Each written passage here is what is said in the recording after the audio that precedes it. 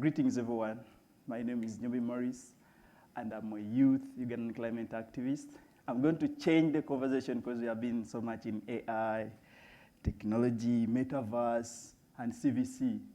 But now we have to talk about the real world, where there's no technology, where there is floods and landslides. Because as we climate activists, we believe in two things. One, there is justice, but it can't happen without inclusivity, including those that are affected most. At the same time, we don't believe that technology will actually save us during a time of crisis. We have seen this when metaverse had just come in. Everyone was excited until it rained. When you can't put on your goggles, then you realize that things were a mess. So I'm going to start my presentation with one of the research that was conducted by World Vision, because so many people believe the climate crisis is actually in the future. But these were young people that were actually speaking, telling us what you are going to hear in just 1 minute and a half. I don't know if my mic is working.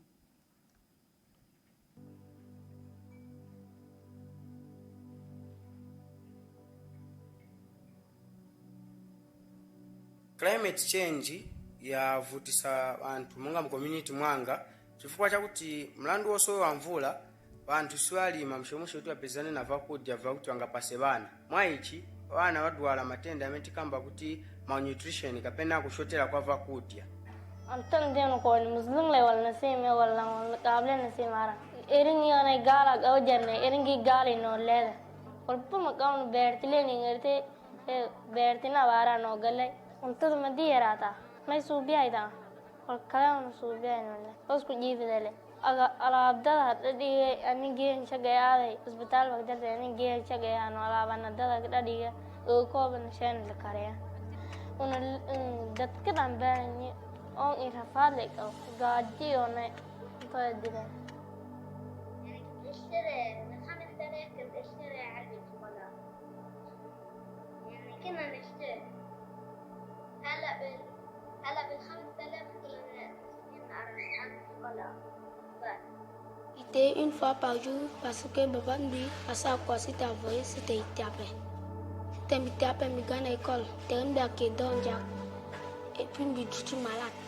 Nous go à l'école, mis cigare, ou à camarade chimbi, nous go sous l'auto. Amna eu 2500, ahí quand c'était wakobete. Aquí hay padres que no tienen trabajo y voy a orar para que Dios le dé trabajo a esos padres y sus hijos no aguanten hambre. Señor, te pido. Thank you so much. So what you have just heard was from young people who are very passionate about going to schools, becoming lawyers, becoming employees, and so on. And today, they are the one leading and helping their parents to survive because now they have to work. For many years, the scientists have been trying to release reports and reports about the climate crisis. And we are today witnessing this, but still, very few people really care about what is really happening. They see, they believe, but when you tell them act, they don't care. This was floods that happened just recently, last year, in Nigeria, and over 4 million people were displaced. This is scary because even when we talk about these numbers, people continue to believe that it has been a myth for years. And on social media, when you check, people don't care actually. They even abuse you for just spreading. They think you are spreading misinformation. When you look at this situation, when these people were crossing the borders, you'll be surprised that even up to today, 2023, November, these people are still stuck in temporary camps.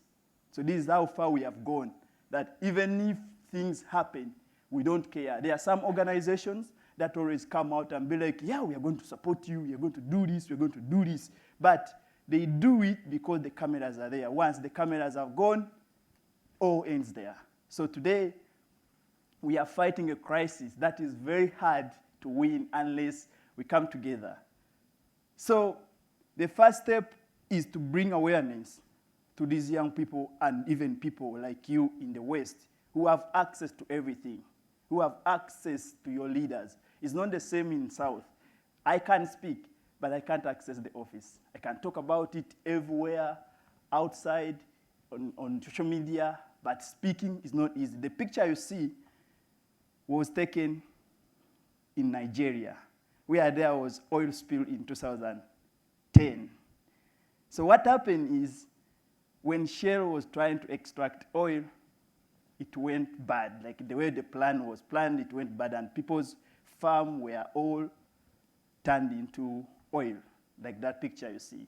But what made me to bring this picture is, they went ahead and filed up a case about Shell in 2015. And everyone was seeking for justice. As you know, the West is always like, for us, our laws are working, everything is working, there is no corruption. Everyone was okay, very okay, they have reported, because it took them all those 5 years, from 2010 to 2015, because they couldn't get the visa. You know, you have to apply for a visa. How can you just report a company that is based in London or UK when you're in Africa? So you have to first come, then look for lawyers and report. So when they reported, after 2 years, they came back and reviewed the case. Nothing was done. Now, this very year, 2023, the court came out and said, actually, we will not proceed with your case because you reported it very late. That was the only thing they said. And the case was fired. So today, these communities are still suffering, and Shell is still making billions. I think even last year, they were celebrating $1 billion they made. So this is how far we have gone. When you look at Congo today, over 25 million people are grappling with acute insecurity, food insecurity. When you look at Cameroon, the number is rising every day. And you ask, what are we supposed to do? The first thing is, justice is not in the court. If they reported about a crisis that happened to their land, what happened? Nothing. When you look at some of the countries that are facing food insecurity in the world, you find 70% are from Africa. And I want to talk about Niger. Recently, France has been hesitating not to leave Niger. Reason being, they were targeting the uranium that Niger has. Because during the time of colonization, these countries made so many agreements to leave those countries. So one of them was to have access to minerals. And since then, they have been making a lot of money. They come exploit, take, and make billions of money. So recently, a report was released, and it was showing that Niger has been selling its uranium at 0.50 pounds, whereby France, on global market, was selling it at 200 pounds. That is beyond exploitation. So when one of the leaders came together with some community and spoke to them, he understood that people were not happy. The poverty is high, food insecurity, people are running out of the country, but they don't have where to go because borders are closed in the West. You cannot just enter. Oh, some are trying to cross, but also sometimes they die along the way. So the leader wasn't listening, so the junta took over, the one you call junta, because for us we think the guy listened. The other one were not listening. And now the price of uranium has already gone up, and Niger is back on track. This is what made France bitter, because now they are going to be selling and buying on the same price. They feel like they are going to be making losses. So this kind of exploitation make it so hard for young people to connect with the older generation, because that division, they believe that they can't say anything and you listen to them unless they bring their fellow age mate, and that's how they will take over everything they want. Another thing is, in climate conferences, leaders always tend to promise. They come, tell us different things. When you look at the first climate conference, when it happened in 1992, there was a lot of promises and even frameworks that were put in place. We came back to 1997, Kyoto Protocol. They promised billions and billions of money. We came back to 2015, Paris. They promised. So we are asking what is really happening. This was COP26, when one of the prime ministers, I think Modi is in India. He came out and shocked the world. It was like India's net zero target has gone up, so we are targeting to achieve it by 2070. Look at the guy who is saying 2070. Where would this guy be in 2070, really? You know, so I was explaining to these students in the USA, tell them, guys, honestly, net zero target is a scam, because it's like they are using it to extend actions. You know, we gave you up to 2030, but before even 2030, you are worried, you are scared of your words, then you are adding more years so that you can die before we forget. So it is scary because sometimes we work so hard. So we feel like the shift needs to happen now. Because when you look at this young boy just trying to run away because of floods, it is raining, it requires real actions. So for so many years, we have been seeing more young people rising up, like Greta Thunberg has improved and even proved us that actually people power works, and even we need to understand our own voice by empowering ourselves, adding information and knowledge on ourselves. This has been helping me because I joined activism actually in 2019 after her becoming viral. So we saw everything on social media. We were like, we can try it, we can try it. And today I'm here. That was a good starting point. Before I proceed to solutions, I want to show you this. So this is a report on the left. It was produced in August 1912 by some of the scientists who were working with Excon company. I don't know if you know that company. They were warning them about what might happen if we continue to burn fossil fuel, if we continue to burn coal and exploit with oil and gas. But they never cared. So today, the same companies are still here promising us, putting up more fancy pledges, hiding in a way of saying, we are going to make it, we are going to make it, please give us time. So today, this is what we see in atmosphere. When it comes to fossil fuel, whenever we talk about it, that we want to transition, no one cares. So what has to be done is bringing young people together and show them what is supposed to be done. In 2001, William Kankwamba, this young boy from Malawi, harnessed a wind turbine in Africa. 2001. Since 2001 up to today, nothing has been done to that country. They are still suffering, but the time he got to innovate this, they were starving, they had no access to water, even food wasn't growing. If they really cared, if the leaders really cared, and those who say we can continue with innovation, innovation is the only way for a better future, what happened to this guy's innovation? Why is the investment not there? Today they have already formed a film about this guy on Netflix. You'll find it. William Kakwamba, a young boy who harnessed wind turbine. So it means even with solutions and innovations, we don't care. You know, it is scary. Another innovation that I can share, I wanted to come with a climate clock, but I got some issue, so I left it. This climate clock was innovated or was brought up by two friends, Gan Goran and my friend Andrew Boyd. They wanted to use it as a reminder in 2015 to the leaders who were trying to lie. You know, at Paris Agreement, everyone was focusing on that conference. And when it was done, a lot was said. So these people came together and formed this. So it started counting the losses, the pledges, what is happening all over the world. And today, it is here as a reminder that we need to do something. It is helping us to track the climate mitigation progress. And by 2030, we'll be using it to ask, guys, you promised us this, you said this is the amount of money you have been saying, you have been promising, where is it? As me, I realized that whenever I come to the West, people are aware of climate change. But that is not happening in the global South, especially Africa. the global climate movement is so dominant in the West. I look at Germany leading massive number of people, all are demanding an end to fossil fuel. When you look at USA, when you look at UK, even here we have activists who are pushing for a massive strikes, trying to challenge Rosebank and so on.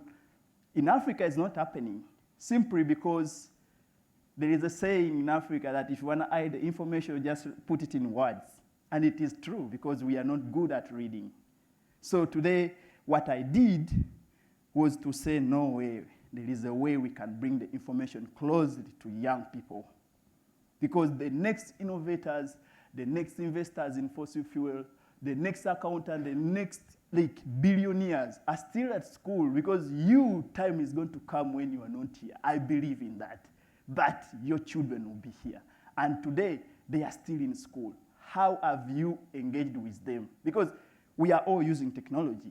But if it rains, you run into your house. What if your house is also taken away by maybe cyclone? What happened? You suffer. So I decided to come together with my friend in 2020. We wanted to bring awareness, but we didn't have money. That's why you see us, the one in the camera, and me and my friend. So we went to Western Uganda, and they said, you know what, we need to start to do something. At least let us try to spread awareness with the little equipment we had. I was only worth $2, maybe now I'm worth $5. So we used the $2 and I saved the $3. These people had no shoes, but at the same time, these are the same people you are going to see in the next elections trying to take over power without the knowledge on how they are going to drive the future. So we started engaging with them, and luckily enough, they were very supportive. The number started to grow. So by 2022, we are already 300 young people going to take actions in schools and in tree planting. So the action was massive. Everyone was interested. Even on social media, we received a lot of funding. Thanks to CNN, gave us an award in 2022 November as Environmentalist of Tomorrow. That was a huge boost. And we managed also to get a collaboration with UNICEF, because they had this book, and this book was published in 2016, but it was there in archive. No one was using it. That's how you can understand that climate education is not something people care about. So we came together with UNICEF, and they gave me a copyright, and told me, man, you can proceed and use it to educate. So today, we are working with so many people, especially in the West, to help us bring in that AI translator that can translate my local language. I use Luganda. If I use it today, you may not hear anything, you know? So we need that technology from you, because I've heard everyone talking about AI, but when you search my language on Google, they'll tell you, what is this?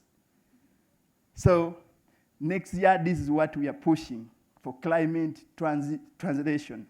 So this is a video from young people who we always try to engage with. They are always happy to receive us. This is some of the excitement you see. I'm unable to play it. I don't know why.